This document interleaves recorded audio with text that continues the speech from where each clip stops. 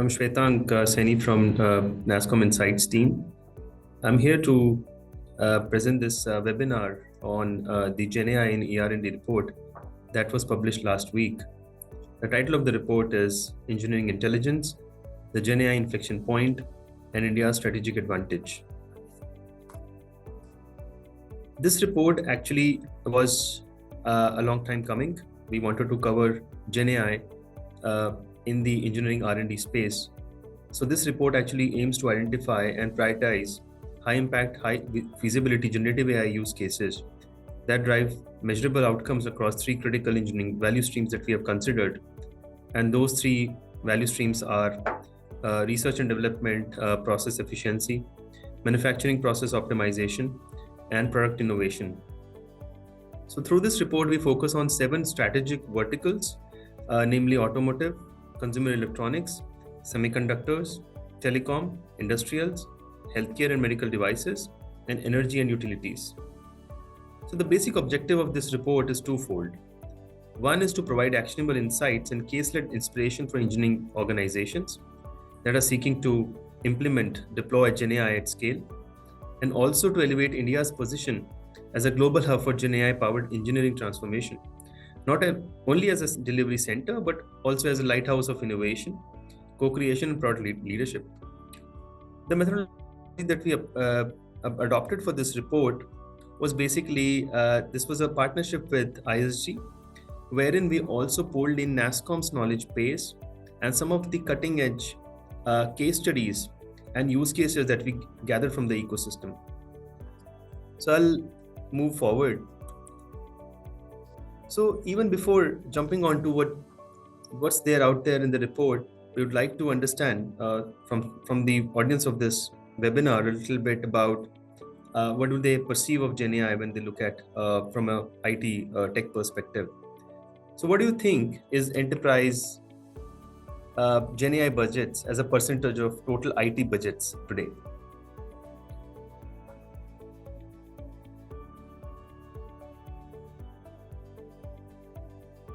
You can actually rate.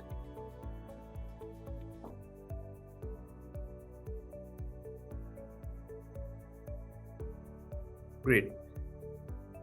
I'll move on to the next one, which is what according to you are the top engineering grade use cases for GenAI today?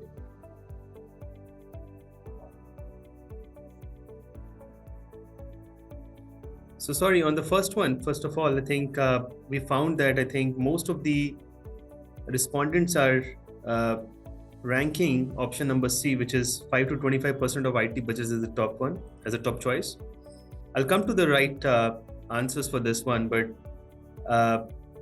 what about the second question? What according to you are the top enterprise grade use cases for GenAI today?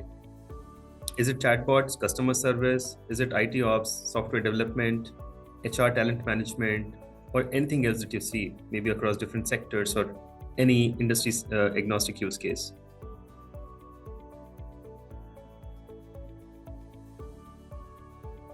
What we see is, I think there's a bit of a consensus here that most of the respondents are rating chatbots, customer service as the most deployed and adopted use case.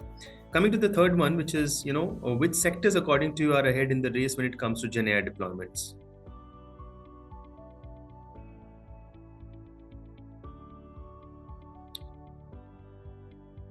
Great. So I think here also, I think there's a bit of a, I think we see that the healthcare is being rated ahead of other sectors, followed by manufacturing. However, amongst the sectors that we have listed, aerospace and defense actually is rated, low. So I think moving forward, I'll come to maybe I'll come to the right. What are the right answers here? On the first one, we see that most of the audience of the webinar has actually rated, what are the total GenAI budgets as stand today is 5 to 25% of IT budget, which is actually not correct at all. I think we are in that era currently that, still in that phase where the budgets, GenAI budgets are very, very small. So, they are in the range of 0 to 5%. So that's the right answer. Second one, what are the, according to you, other top enterprise grade use cases? I think there's a consensus here, and there's the correct answer that yes, customer service is is the natural way for some of these enterprises to really go. If they're taking first step towards Gen AI. And in the sectors, I think healthcare, there's a higher option, but I think as we found, I think it's not just about healthcare.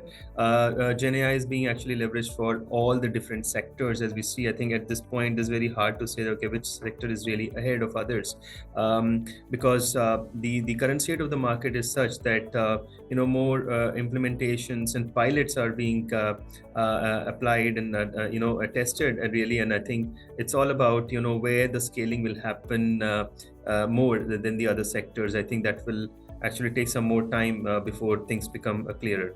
So I think jumping on to the next slide, I think, so what are the key applications of Gen AI in ER&D, in engineering R&D space? So from the report, I think there were three key value streams that we focused on, and we found that I think software modernization certainly is one of the important use case, followed by I think manufacturing optimization, and also product innovation. So when we looked at these three key use cases, so I think Gen AI is actually enhancing software modernization through automated code generation and testing, software and services management. And this is actually becoming a very helpful, Gen AI is becoming very helpful and is able to actually boost the overall R&D process efficiency. Some of the software modernization techniques, around refactoring, re-architecting, replacing legacy software, cloud migration, microservices, and automated code generation and testing. I think the Gen AI is considerably able to enhance speed, collaboration, and adaptability. And for instance, I think there was a specific data point that we came across in the report, wherein it was highlighted by one of the enterprises that Gen AI enabled electronic control unit ECU code synthesis in the automotive sector. In the automotive R&D has actually reduced development cycles by up to 50% for them. So I think this is a very important area to focus on. Secondly, on the manufacturing or the industrial side, which is we're looking at manufacturing or optimizing manufacturing processes via predictive maintenance and defect detection. So we have found that I think Gen AI is able to predict equipment failures better than before, and as and when they happen, and it's actually able to identify even the subtle defects. That is actually a way to go, towards near zero defect manufacturing. However, there's still a lot of hindrances. The combination of real-time data analysis and sophisticated visual inspection, it is helping achieve near zero defect production for some of the manufacturing industrial enterprises. So we found a specific use case where we saw that in the case of semiconductors, for wafer yield prediction, Gen AI has actually enabled it has improved the accuracy by over 21% for a specific engineering enterprise. And so the process of using data and machine learning to forecast the number of functional chips that can be successfully produced from a single silicon wafer during the complex manufacturing process, wafer yield production actually has certainly improved with the application of Gen AI. So this is one sector specific example that I wanted to highlight. Thirdly, on the product innovation, so I think the adaptive design, through Gen AI and simulation and personalization, through the application of Gen AI is certainly actually leading to improved product performance design, as well as it's enabling mass personalization. So I think there's better iterations, product iterations from a design simulation perspective. Some of these scenarios which are some of these scenarios are being built through the application of GenAI, more use of synthetic scenarios, right, and more real-time data, right, and through the application of GenAI, intelligent optimization of product is being happening, and I think there's a deep personalization which is actually leading to improved outcomes in terms of product go-to-market and quality. So I think these three use cases is something that we have highlighted in the report. Now, in terms of adoption trends, I think what you see here, how do we see the current adoption of GenAI, right? So I think just over 10% of enterprises today, enterprise applications today are actually GenAI enabled. That is actually at the end of 2024, right? And by the end of 2025, it is projected to reach 25%.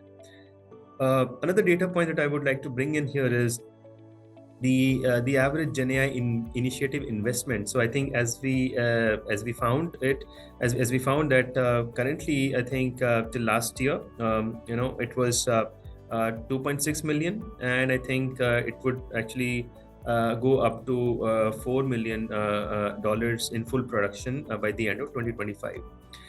In terms of spending, we see that the spending of GenAI is currently distributed across applications, SaaS, which commands the highest share, close to 36%, followed by personal 25%, infrastructure 21%, and managed services 18%.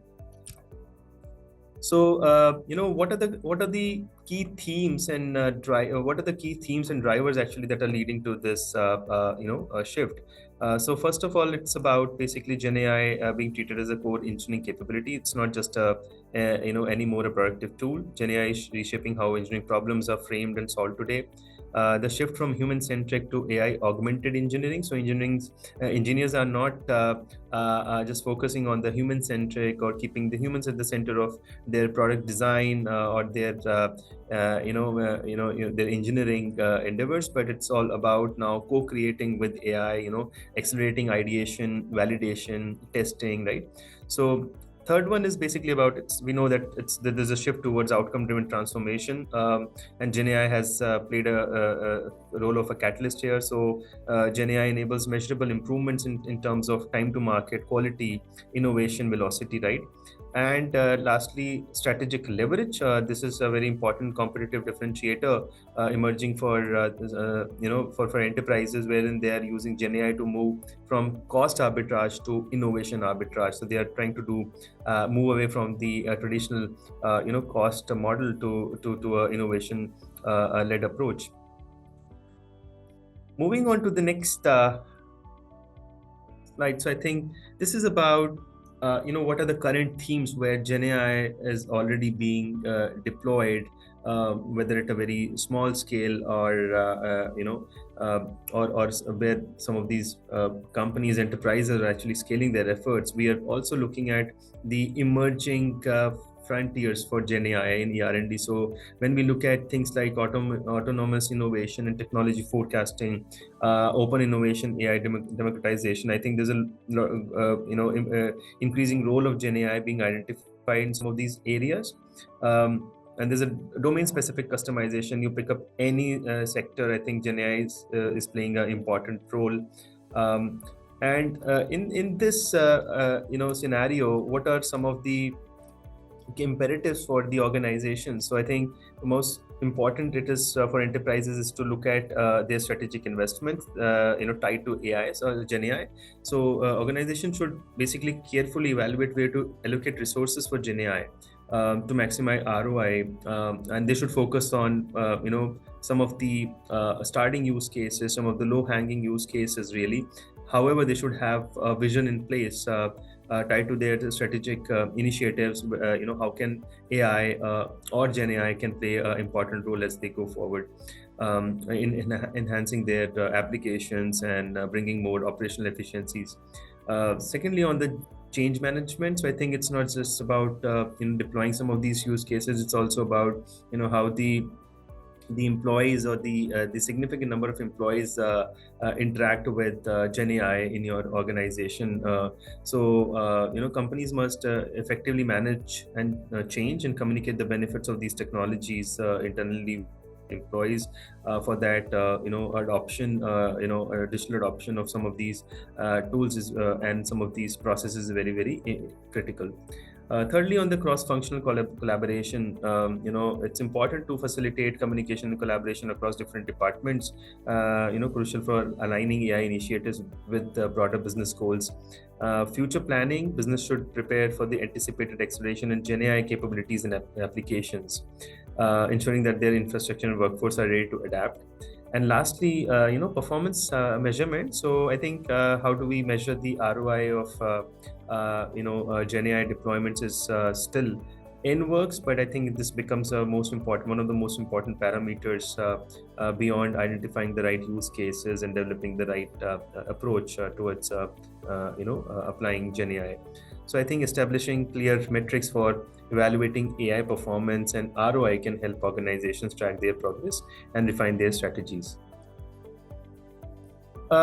As we go forward, so I think this is important to look at the three value streams that we identify. The first one, the research and development. I think across different verticals, we have highlighted some of the key use cases. And we see that, ranging from automotive and mobility to semiconductors, industrials, energy utilities, telecom, healthcare and life sciences, consumer electronics. We find that some of the use cases, say on the automotive mobility side, is electronic control unit code synthesis that I talked about, virtual code validation. On the semiconductors, it's all about analog layout assistance, RTL generation, verification, optimization. So these are some of the use cases that we actually analyzed that we got from some of the engineering industry leaders, and what they have been deploying, and through that we have actually mapped this for you. This is for research and development. If you go to the next slide, it's about the manufacturing processes. So across different verticals, we see how GenAI is again playing an important role, whether it is for healthcare and life sciences, wherein I think it's helping the field technician in their support processes. Consumer electronics, where it is really helping in energy optimization, and energy utilities, where it is helping with these engineering enterprises and predictive servicing for pipelines and turbines. So all these are some, and semiconductor wafer yield prediction is one use case that I talked about already. So I think these are some of the key use cases that we have identified, and these are all implemented in production, right? So if we go to the next one, which is product innovation. So again, here, as I talked about, this personalization of some of these products, whether it is AI-led personalization and leading to also simulation. I think this is all playing an important role for different verticals. For instance, in consumer electronics, I think we have found that GenAI, AI personalization engines are becoming an important thing. Similarly, I think for semiconductors, low power chip design from GenAI exploration is some few use cases that we have found across this thing. So going forward to the next one. So this is for operations. Telecom is something that we actually got from the industry. Specifically on telecom, a lot of on their how to manage their operations and how to improve their operations. It really helping them to auto summarize their knock logs and incident threats, and actually manage their service tickets better. And GenAI based firmware generation and testing automation, tower predictive maintenance were other use cases when it comes to telecom from an operation perspective. Going to the next one. I think we have kind of summarized these all these use cases. So actually this GenAI, again, we know from mainstream consumer products to specialized enterprise ready innovations. I think we see the applications of the GenAI across all these key verticals that we focused on in this study. And again, beyond some of these verticals also, we intend to actually cover them maybe in our future studies, but these were the focus verticals that we looked at. if you go to the next one. So GenAI success demands platform thinking, not pilot fatigue. So what's really important here is that when you're starting, obviously, you start with the smaller use cases, the more feasible use cases, but you need to have a long-term vision in terms of how does GenAI, how does GenAI investments and how does your approach really tie to your long-term strategic imperatives, and how does it really help the overall organization to transform. While there's not everything that can be done on day one, right? But you would start with identifying a use case, doing a pilot. But I think what is most important is that for enterprise, I think the platform led approach is the most important, I think. And if the platform becomes a reusable platform that you can actually work upon, and you can improve the design and make it more modular, reuse and maintain it, and then actually integrate it with some of your internal workflows and applications. I think that's the most important parameter and most important dimension. So I think that's one. I think the second one is basically how do you how do you plan for a positive ROI from some of your GenAI implementations. So I think for that, I think we as we already highlighted that it's about having a focus on some of the key business outcomes that GenAI will help you in, and for that you need to have formal procedures and formal frameworks identified and implemented, through which you can actually, time and again, you can measure the ROI of your GenAI deployments. And I think the third important aspect that was highlighted is, how do you accelerate the co-creation? Because not everything you can do in-house, given there are nuances around how do you identify the right use case? How do you really solve for skills and talent gaps? How do you solve for where the what the organization's current tech or AI maturity is, how that is, and how you really want to where you really want to go. I think I think the service providers will play a key role, because some of these ROI matrices, some of these processes, and if you are working in a sort of in a co-creation model with some of these providers, that's really going to benefit you, save a lot of cost and time. And I think lastly, I think, as I said, this is it boils down to moving from pilots to more scaled production grade deployments. And for that, I think the most important thing still would be the strategic partnerships. It could be strategic partnership with product vendors, service vendors, or some of the other ecosystem specialists, or maybe any specific startup if you have identified a specific use case, and any specific startup really help you fill that gap. So moving to the next one.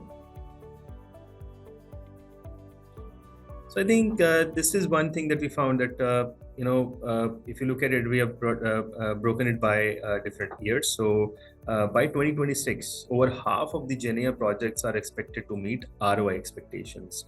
So currently, that's not how this current scenario is. So we're still looking at that. It's going to take a few more years, and by 26, over half of GenAI projects are expected to meet ROI expectations, with efficiency remaining the primary driver.